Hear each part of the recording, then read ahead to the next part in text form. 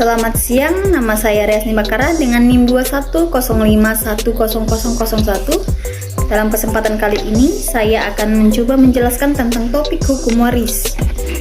Pengertian hukum waris, ketentuan yang mengatur soal apakah dan bagaimanakah pelbagai hak-hak dan kewajiban tentang kekayaan seseorang pada waktu meninggal dunia akan beralih kepada orang lain yang masih hidup. Ini menurut Wiryono Projodikoro. Dan menurut Gregor van der Berg, semua peraturan hukum yang mengatur kekayaan seseorang yang meninggal dunia, yaitu mengenai pemindahan kekayaan tersebut, akibatnya dibagi dan memperoleh baik dalam hubungan antara mereka maupun dengan pihak ketiga. Kita masuk kepada prinsip-prinsip kewarisan dalam hukum perdata. Yang pertama, yang berpindah di dalam pewarisan adalah kekayaan, hak dan kewajiban si pewaris. Yang kedua, pewarisan hanya terjadi karena kematian. Yang ketiga, ahli waris harus ada pada saat terbukanya warisan. Yang keempat, tidak memandang asal barang-barang untuk mengatur pewarisan terhadapnya. Legitime Property. Menurut pasal 913 KUH Perdata, yang dimaksud dengan legitime property adalah sesuatu bagian dari harta peninggalan yang harus diberikan kepada ahli waris, garis lurus menurut ketentuan undang-undang. Terhadap mana yang si meninggal tak diperbolehkan menetapkan sesuatu yang baik selaku pemberian atau yang masih hidup maupun selaku wasiat. Jadi pewaris boleh saja membuat suatu wasiat atau memberikan hibah kepada seseorang. Namun demikian pemberian tersebut tidak boleh melanggar hak mutlak atau yang harus dimiliki dari ahli waris berdasarkan undang-undang tersebut. Bagian mutlak atau disingkat dengan LP untuk ahli waris dalam garis ke bawah berdasarkan pasal 914 KUH Perdata.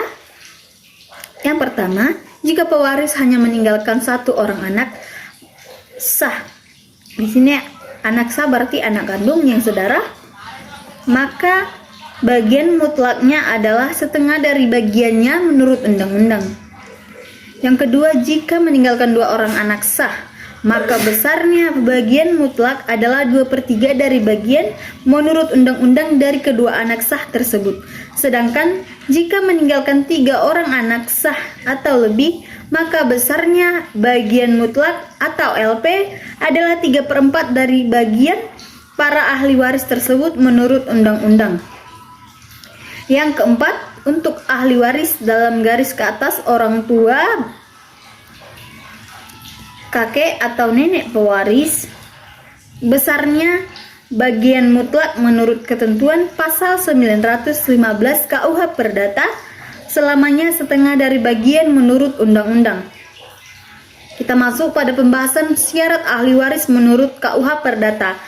Yang pertama, masih hidup pada waktu warisan terbuka atau dibagikan. Yang kedua, bukan orang yang dinyatakan undang-undang sebagai tidak patut menerima warisan atau telah mencoba membunuh pewaris, menghalangi pewaris membuat wasiat, atau memalsukan ataupun menghilangkan wasiat. Yang ketiga, tidak menolak warisan. Masuk pada objek hukum waris. Yang pertama, barang atau benda berwujud, tagihan atau lunasan, penerimaan pendapatan, penghasilan, jaminan pensiun, asuransi honorarium, penghasilan tertentu, atau yang dapat diterima atau diteruskan kepada ahli waris. Yang keempat, gelar atau kedudukan dalam hukum adat. Yang kelima, objek imaterial atau hak cipta. Kita masuk pada harta pusaka. Yang pertama, tidak dibagi saat pewarisan. Alasannya adalah prinsip mempertahankan keutuhan keluarga. Gunanya untuk dapat dimanfaatkan oleh ahli waris yang sedang membutuhkan. Cara mewaris. Yang pertama, mewaris berdasarkan undang-undang dan mewaris berdasarkan surat wasiat. Mewaris berdasarkan undang-undang disebut juga mewaris ab intestato, sedangkan ahli warisnya disebut ab instat. Terdiri atas mewaris berdasarkan kedudukan sendiri, mewaris berdasarkan penggantian tempat atau hanya karena kematian, dengan syarat orang yang digantikan harus meninggal dunia terlebih dahulu daripada si pewaris. Orang yang menggantikan harus keturunan sah dari orang yang digantikan, dan orang yang menggantikan harus memenuhi syarat umum untuk mewaris. Golongan ahli waris menurut undang-undang. Yang pertama, golongan 1 terdiri dari suami istri dan anak-anak beserta keturunannya. Golongan 2 terdiri dari orang tua dan saudara-saudara beserta keturunannya. Golongan ketiga terdiri dari kakek, nenek, dan serta seterusnya ke atas.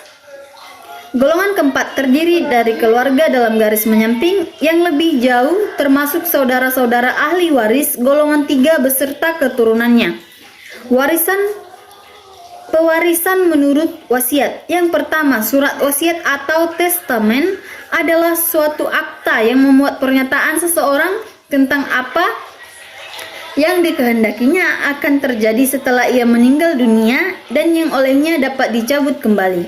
Yang kedua, sebuah testamen harus berbentuk tulisan dan yang dapat dibuat dengan akte di bawah tangan ataupun otentik dan berisikan pernyataan kehendak yang dapat diartikan sebagai tindakan hukum sepihak. Syarat-syarat pembuat testamen. Yang pertama, sudah mencapai usia 18 tahun, sudah dewasa, sudah menikah walaupun belum berusia 18 tahun. Surat wasiat menurut bentuknya. Yang pertama, wasiat holografis atau holographic testament. Yang kedua, wasiat umum atau open bar testament. Yang ketiga, wasiat rahasia atau testamen tertutup.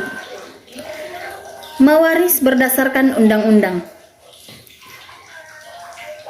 Terdiri atas yang pertama, mewaris berdasarkan kedudukan sendiri, mewaris berdasarkan penggantian tempat atau hanya karena kematian dengan syarat seperti yang kita bahas tadi, orang yang digantikan harus meninggal dunia terlebih dahulu dari si pewaris, orang yang menggantikan harus keturunan sah dari si pewaris, dan yang ketiga, orang yang menggantikan harus memenuhi syarat umum untuk pewaris. Sekian, semoga bermanfaat dan bermakna pada pembelajaran atau topik hukum waris kali ini. Sekian dari saya, terima kasih.